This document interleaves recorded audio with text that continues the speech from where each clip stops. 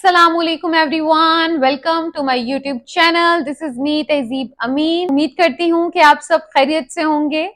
Last video में हमने बात की थी कि जब भी कोई क्राइम कमिट होता है तो सबसे पहले हम एफआईआर करवाते हैं। आज हम उसके नेक्स्ट प्रोसीजर पे, नेक्स्ट स्टेप पे जाएंगे कि एफआईआर के बाद क्या, एफआईआर के बाद अरेस्ट किया जाता है, अक्यूज्ड पर्सन को अरेस्ट किया जाता है। आज हम बात करेंगे कि अरेस्ट के बाद क्या, बेल जो है वो बहुत अहम है। इसमें है कि ये it's a matter of right of every accuse person. ये उसका हक है, ये किसी भी एक्यूज पर्सन का हक है कि उसे बेल ग्रांट की जाए कोर्ट की तरफ से। इसमें हमारे पास 3 सेक्शन बहुत इंपॉर्टेंट है, जिसमें है सेक्शन 496, सेक्शन 497 और section 498 of code of criminal procedure.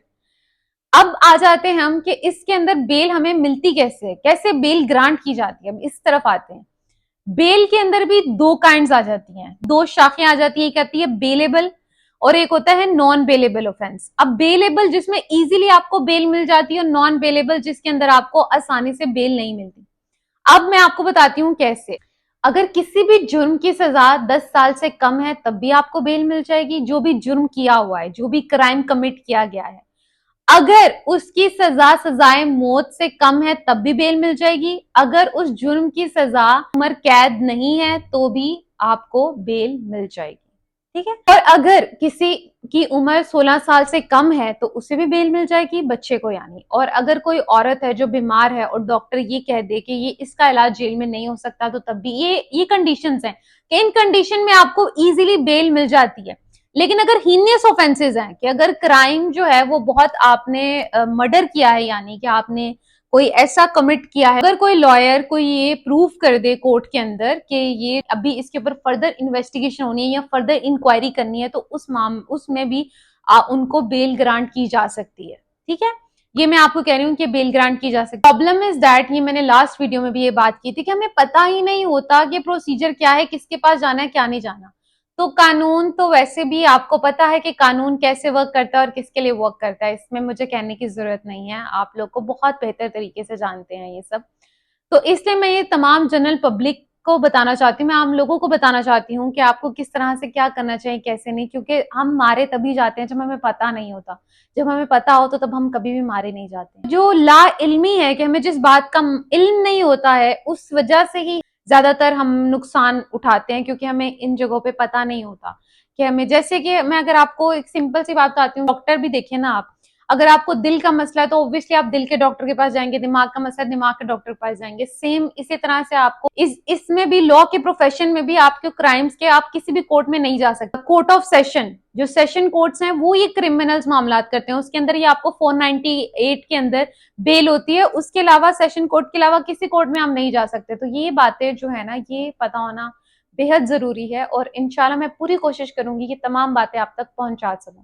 आज मैंने आपको फिर बेल के बारे में बताया है। उम्मीद करती हूँ कि मैंने जो आपको बताया है आपको कुछ फायदा हासिल हो। नेक्स्ट यूट्यूब वीडियो के साथ आपके पास दोबारा हाजिर होंगी। और इस वीडियो के एंड पे मैं ये कहना चाहती हूँ कि एक सवाल है जो मैं आपके दिमाग दिल में उजागर करना चाहती हूँ कि हमें पता जरूर है कि ऐसा क्यों हो रहा है, किस वजह से हो रहा है।